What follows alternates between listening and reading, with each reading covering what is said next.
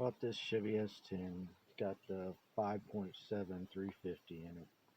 Got it home, put a battery in it, fired up, drove it around the block. It'd been sitting for like 6 years. And the next day,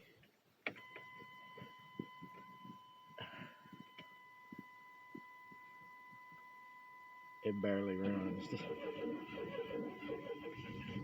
That's with the gas all the way to the floor.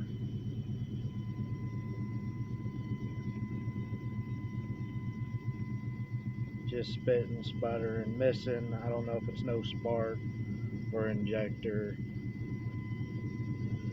Like I said, it's been sitting for years. Let off the gas, it dies. I've replaced the fuel pump, plugs, distributor cap, rotor, fuel filter, fuel pump,